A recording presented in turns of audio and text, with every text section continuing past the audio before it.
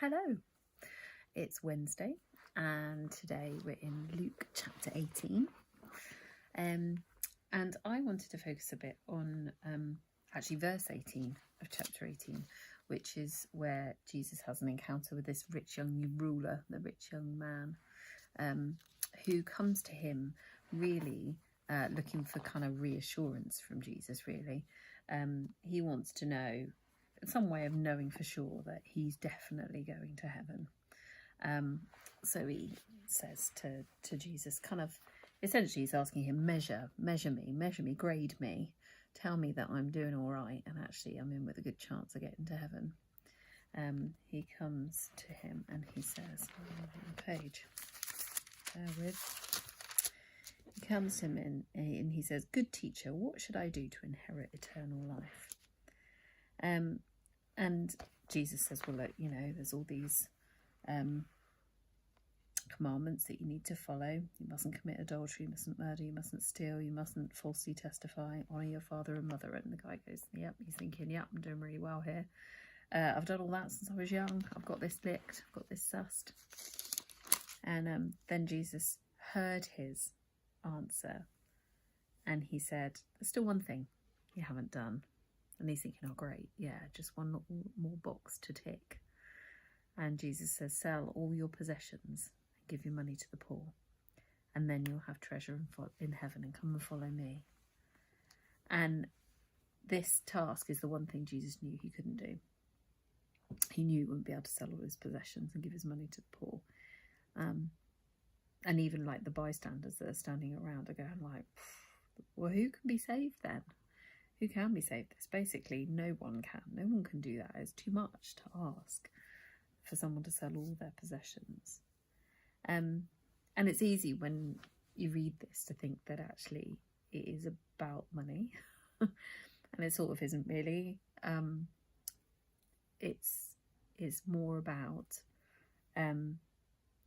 anything or feeling, really, believing that there's any other way to be saved other than by what God can do for us and has done for us, what Jesus has done for us. There's no amount of money or success or achievement, following rules, that can achieve salvation for us. That's something that only Jesus has been able to do on our behalf. Salvation just can't be earned. And a bit like kind of yesterday's servant who had an unrepayable debt. This young guy needed to know that for all his good works that he'd done, his debt was unpayable. He couldn't possibly earn his way into heaven. And he was sad when he heard that he had to give up his money. Jesus had basically touched on the one thing that gave him his security, that gave him his identity, really, I suppose. I expect he got quite a lot of prestige and power and kind of comfort, I suppose. He probably lived quite a comfortable life because of his money. So the thought of giving that up must have been, it obviously made him very sad because he knew he couldn't do it.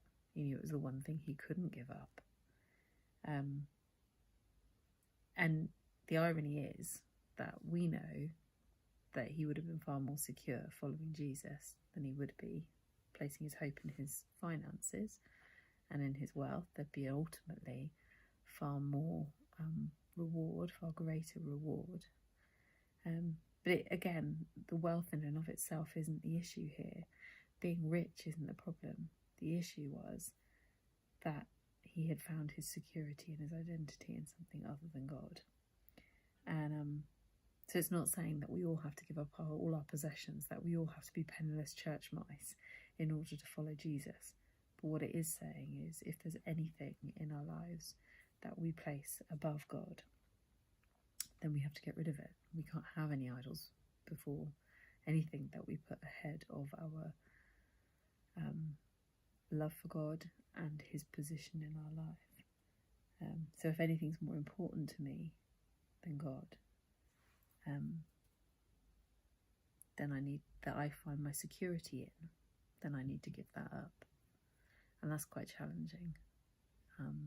it's challenging to think, what are the things what would be my wealth? What would be my equivalent of the thing that I would be really sad if God asked me to give it up, if Jesus said to me, that or me or that. And that'll be all individual for each of us, won't it? Yeah, it's a challenging thought. Anyway, I leave that one with you. Have a great week, day even. I'll see you tomorrow. Have a great day.